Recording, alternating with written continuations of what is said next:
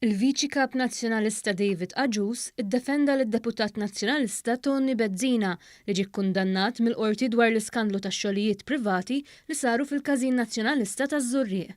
Toni Bezzina kien ġie ħaddiema tal-gvern jagħmlu xogħlijiet fil-Każin Nazzjonalista taż-Żurrieq mingħajr ħlas.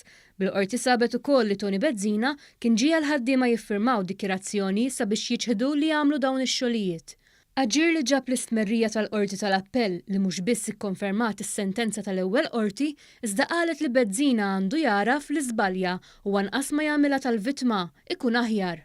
Minkejja dan David Agius skomdu quddiem il-gravità ta' dan il-każ iddefenda lil Toni Bezzina. X'ħaġġiel lil Dr. Adrian Delia ġifieri jieħu x'tip ta' passi fil-konfront ta' Toni Bezzina, ġifieri jaċċettabbli għalik. Naħseb li ma nġiel il-ħadd jagħmel xejn. Fis-sentenza tiegħu l-imħallef Toni Bezzina sostna wkoll li dan mhux il-mod kif isiru l-affarijiet u l-ħaddiema kellhom jitħallew liberi li jagħmlu dikjarazzjoni huma. Sostna li l-ħaddiema ffirmaw u kkonfermaw id-dikjarazzjoni bil-ġurament kontra qalbhom. Meta spjegajna x'intqal f'din is-sentenza lil viċi kap Nazzjonalista, għalilna li l-Partit Nazzjonalista huwa partit serju u ħarab ukoll milli jwieġeb dwar x'passi se jieħu il-kap Nazzjonalista Adrian Delia fil-konfront ta' Toni Bezzina. U naħseb li kollox ħatħallu għaddejja likom dal-każ. Naħseb li aħna għandna partit serju ħafna. La serju għax mhux ħaġa li jerfa' responsabbilità, ġifieri tissuġġerixxi lil Dr. Adrian Delia li jieħu xi tip ta' passi fil-konfront tiegħu.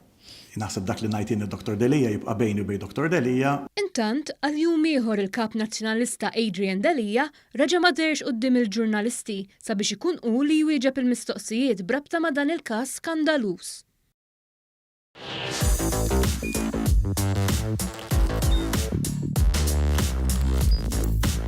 Idħol fuq one.com.mt u hemmhekk tista' tara l-programmi kollha li jxandru fuq One permezz ta' One Play.